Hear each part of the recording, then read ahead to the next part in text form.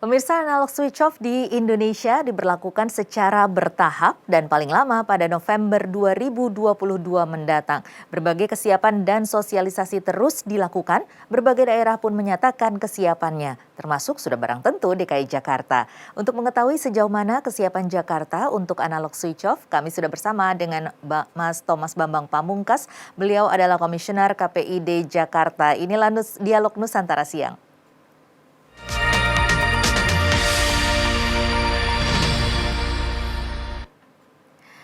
Selamat siang Mas Bambang.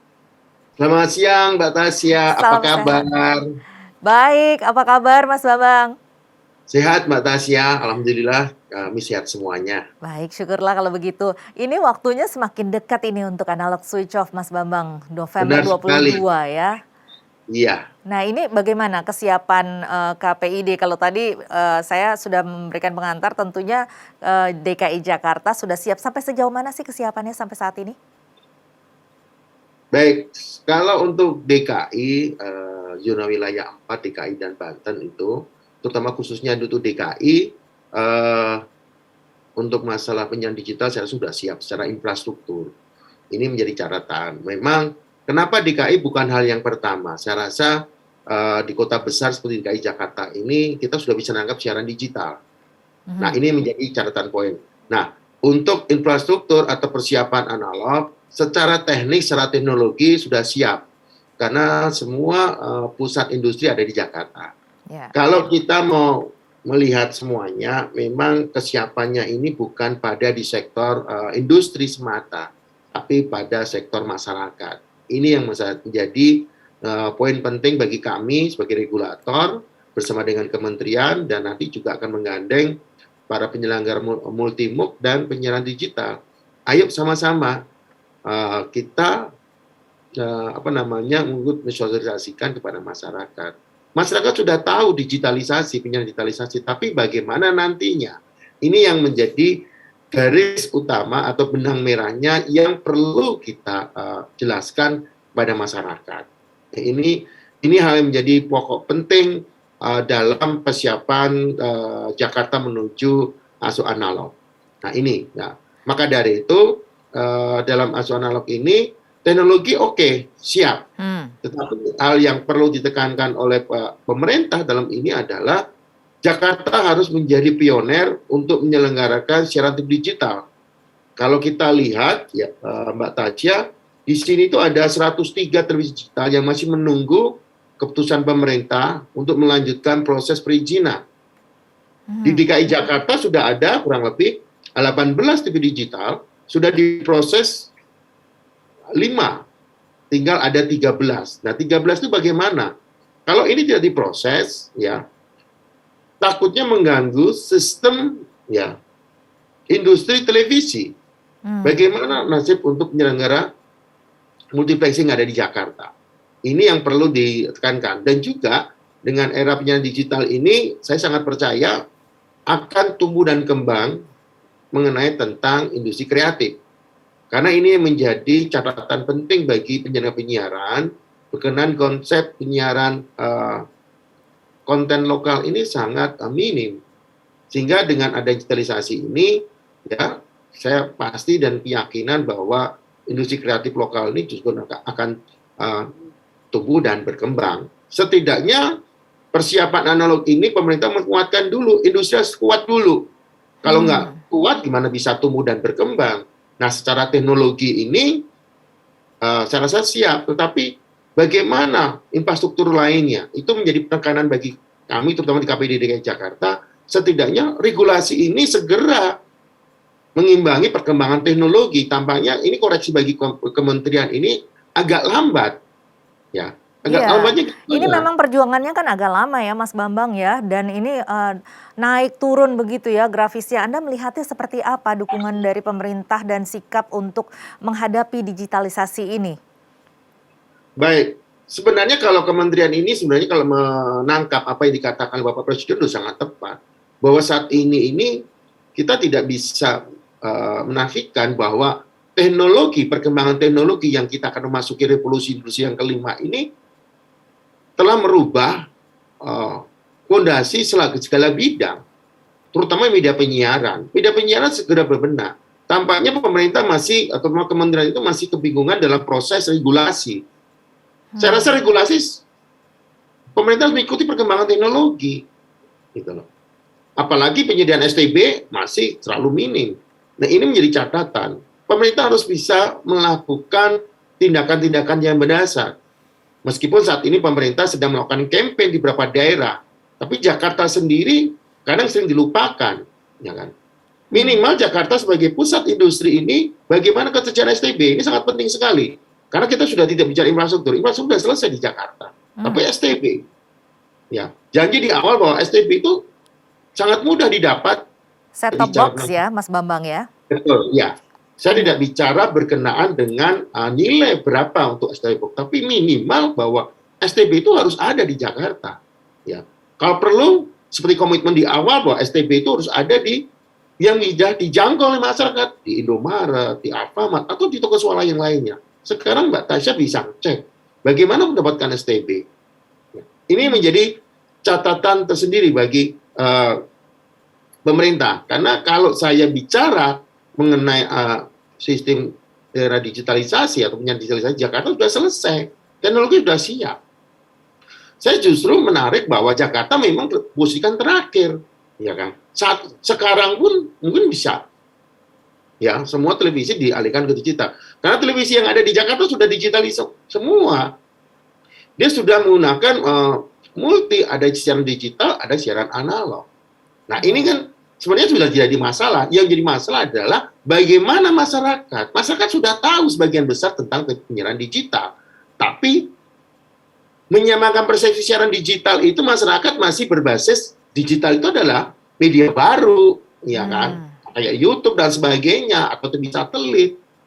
Ini menggunakan teknologi, tapi siaran TV digital terestrial yang free ini harus ditekankan karena ada media peralatan yang lain untuk mendukung atau mensupport, yaitu namanya set-top box. Ya, ya yang menjadi sarana begitu ya, sarana penting untuk bisa mengakses. Betul Mbak Tasya, karena ini yang jadi pokok penting set-top box. Minimal Jakarta itu set-top box mudah dicari, ya kan? Nah, baru kita bicara tentang konten. Kalau konten jelas, ya kita bicara siarannya. Jadi saya rasa pemerintah tidak perlu pusing dengan regulasi Anda. Saya kira buka dulu, ya kerannya mengenai proses perizinan 18 televisi yang mendapat PPP prinsip. Kemarin sudah 5, tinggal 13 itu segera diselesaikan. Supaya apa? Siklus industri penyiaran tetap jalan. Multiflexing juga jalan. Yang kedua, penyediaan set-top box. Ya.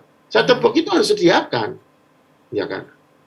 Ini menjadi catatan. Yang ketiga nanti adalah bagaimana melibatkan industri kreatif, terutama bagi penyelenggara penyiaran. Karena kalau semuanya materi siarannya impor, percuma saja. Gitu. Tapi pintu dibuka dulu deh, saya rasa itu. Artinya ini kan merupakan jalan untuk menuju pemerataan kesejahteraan masyarakat sampai ke pelosok-pelosok. Sampai ujungnya nanti akan ke sana begitu ya Mas Bambang ya? Iya, jadi ini mengenai set-top box ini merupakan suatu sarana. Memang kalau saat ini masyarakat persepsinya masih bahwa TV digital ini adalah suatu TV yang harus kita bayar begitu ya, padahal sebenarnya tidak begitu ya. Ini memang punya sarana bahwa TV ini bisa kalau sudah bisa memfasilitasi siaran digital sebenarnya tidak perlu set-top box, tetapi mungkin kalau bagi yang masih belum formatnya untuk TV digital artinya memerlukan set-top box dan ini perlu suatu dukungan dari pemerintah, begitu? Benar sekali. Dan Mbak Tasya, kita gini, saat ini kita mendapatkan siaran terestrial analog secara gratis itu kurang lebih ada 24 televisi untuk ditangkap oleh masyarakat Jakarta. Kalau pemerintah membuka keran, minimal yang kemarin itu ditindaklanjuti ada 18, ya kan? Setidaknya masyarakat mendapatkan siaran televisi sekitar 42 kanal, ya kan? Nah, 42 kanal ini tentunya satu akan mengacu diversity of content, beragaman isi. Nah, keberagaman isi inilah yang sebenarnya nanti kita akan dorong terus lembaga penyiaran untuk memproduksi konten kreatif atau setidaknya nanti bekerja sama dengan pihak-pihak lain untuk membuat konten kreatif. Satu. Yang kedua, sebelum kita bicara tentang siaran, lengkapi dulu set-top box-nya, Ya. ya kan? Ini baik mau disubsidi atau kerjaan pasar, ya kan? Nah, kerjaan pasar tuh dulu deh. Kalau subsidi nanti hitung-hitungan, ya. Kerjaan pasar dulu, permudah masyarakat, ya kan? Jangan sampai masyarakat nanti pada tingkat puncaknya, ya kan? Pemerintah harus mulai belajar. Saya rasa para pengelola Multimog kemarin sudah ada kesepakatan, ayo kita duduk bareng, bagaimana mengatasi persoalan ini. Itu yang jauh lebih penting, ya kan? Kita sudah tidak bicara infrastruktur lagi, kita sudah tidak bicara tentang sebuah teknologi. Karena mau tidak mau, suka tidak suka, digitalisasi itu harus berjalan. Nah, kalau Kalau sampai enggak, saat ini dukungan dari pemerintah untuk penyediaan set-top box ini perkembangannya sampai mana? perkembangan ini masih dalam pembahasan, masih mengenai vendor. Saya belum tahu kemajuan saat ini, tapi ketika kami mencoba untuk melihat di pasar, set-top box masih langka, masih kesulitan. Kita masih beli di online. Tapi belum seperti komitmen di awal pemerintah, yang tadinya itu set-top box bisa mudah didapatkan masyarakat masih sangat kurang. Dan ini konsekuensinya apa? Bagaimana orang yang siaran digital seperti Nusantara TV itu kita kesulitan untuk mendapatkan siaran. Ya, ini terkait juga dengan seperti yang Mas Bambang katakan tadi adalah bagaimana masyarakat memiliki persepsi ataupun pengetahuan mengenai digitalisasi ini sehingga mungkin demand-nya juga tidak banyak ya, sehingga orang memproduksi juga sedikit. Nah, ini bagaimana sejauh ini sosialisasinya agar masyarakat juga memahami pentingnya ataupun adanya set-top box ini sehingga bisa mencari ataupun ada demand-nya begitu? Baik, saya rasa untuk set-top box ini memang itu belum banyak terekspos, ya kan? Karena ini kelupaan ini. Pemerintah selalu mengekspor ada penyiaran digitalisasi, tetapi bagaimana untuk menangkap siaran digitalisasi? Ya, strateginya sekarang sudah mulai berubah pemerintah. Digitalisasi sudah oke, karena itu amanat undang-undang, ya kan? Ya. Sekarang mulai pada disosialisasikan. Yang paling utama adalah set-top box dulu. Bagaimana media set-top box ini? Meskipun sekarang saya masih dengarkan bahwa produsen televisi sudah tidak produksi televisi yang berbasis analog, semuanya sudah berbasis smart TV. Tapi yang belum ini, membeli televisi itu kos tinggi. Apalagi di era pandemi ini, tingkat ekonomi masyarakat juga mengalami penurunan. Betul. Nah, STB ini menjadi solusi, gitu loh. Pemerintah harus bisa mengerahkan, memberikan regulasi yang memudahkan, tersediakan pasar dulu. Ini yang dikeluhkan oleh pelaku industri televisi digital. Bagaimana kami ingin mendapat siaran televisi digital? Untuk dapatkan set-top box aja sangat susah. Padahal sebenarnya digitalisasi ini sangat membantu tidak hanya untuk memberikan pengetahuan ataupun penyiaran kepada masyarakat, tetapi juga nanti akan bermanfaat juga bagi pendidikan masyarakat, begitu kan ya Mas Bambang ya. Nah, ini bagaimana Anda melihat bahwa pandemi ini bisa menjadi momentum untuk dipercepatnya persiapan dan juga apapun yang dibutuhkan untuk menuju ke digitalisasi ini? Baik, kalau kita belajar dari krisis ya.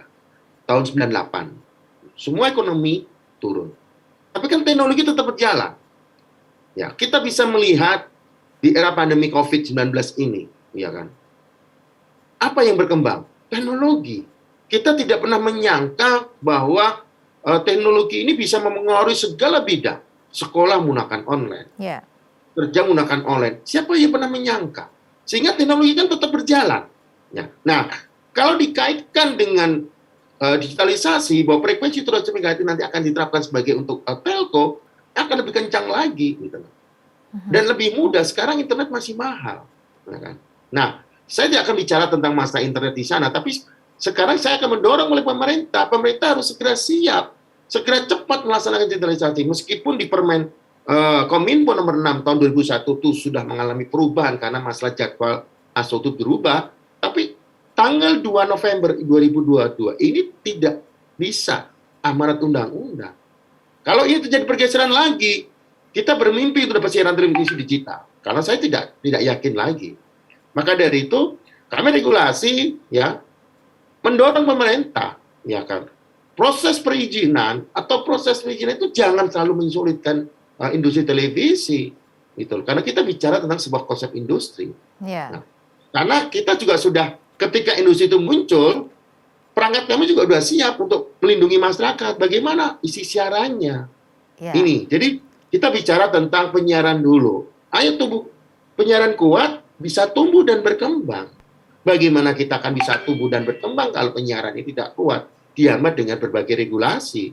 Begitu Mbak Tasya. Baik, memang penyiaran ini merupakan dukungan yang sangat dasar dan juga sangat besar terhadap majunya suatu peradaban dan juga pendidikan dari masyarakatnya begitu ya Mas Bambang ya, dan juga industri kreatif ini harus terus kita jalankan bagaimana konten-konten ini juga bisa berkembang dan juga bisa mensejahterakan masyarakat. Nanti kita akan bicarakan lagi mengenai bagaimana caranya mengembangkan industri kreatif dan bagaimana prospek ke depannya di segmen berikutnya. Pemirsa tetaplah bersama kami, Dialog Nusantara Siang akan kembali sesaat lagi.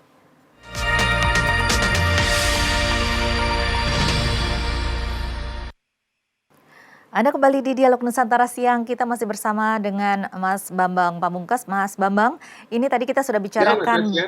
ya bagaimana manfaat yang tentunya bisa diperoleh oleh masyarakat dan tentunya bisa meningkatkan kesejahteraan masyarakat di Indonesia hingga ke pelosok ini sebenarnya jika industri kreatif ini bisa berkembang begitu ya. Nah, ini mungkin bisa Anda jelaskan bagaimana sih kira-kira ke depannya itu jika memang digitalisasi ini sudah kita jalankan?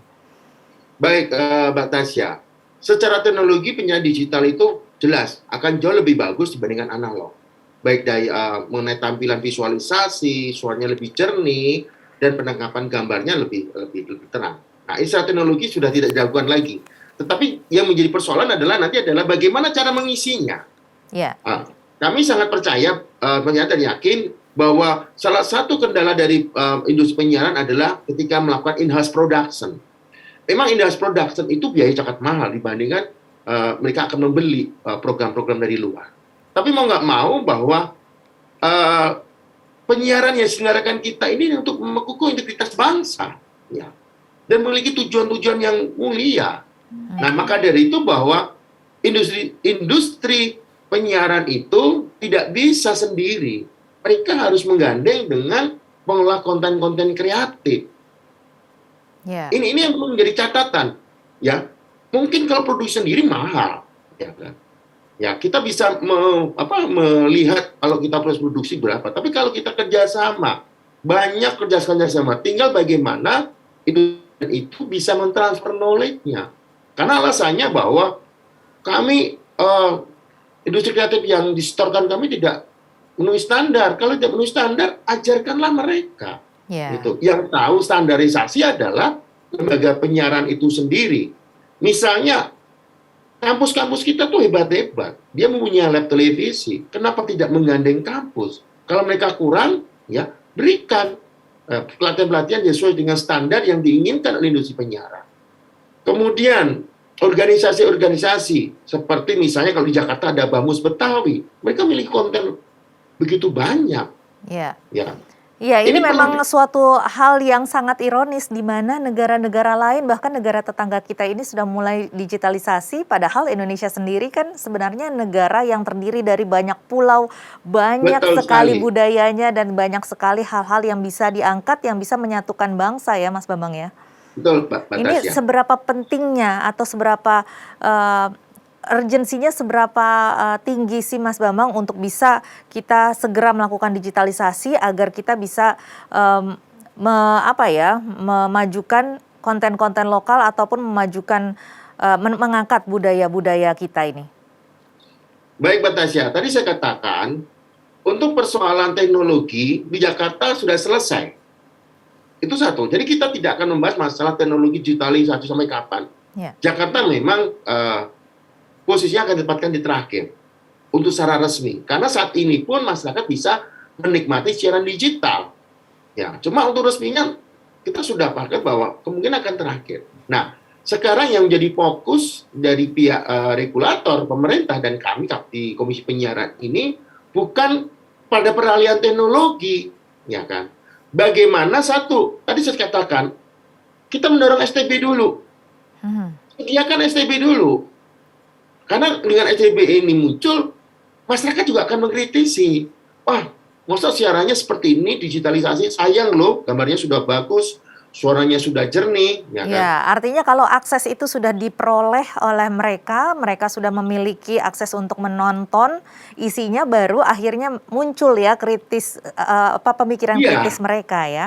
betul sekali. Nah, setelah STB ini buka regulasi, bagaimana nasib 14 ini, ya kan? Misalnya, saya berpikir gini, Jakarta sudah ada multiplexing, ya kan? Kalau tidak dibuka, ya mereka akan mati dalam iklim industri. Sama dengan nanti di beberapa daerah, ya kan? Minimal pemerintah punya dia harus menyelesaikan 103 televisi digital yang mengajukan di tahun 2012-2013. Ya, itu harus diselesaikan dulu. Karena apa? Ada pengelola multiplexing yang sudah melakukan investasi. Kita tidak bisa menafikan ini industri. Ya.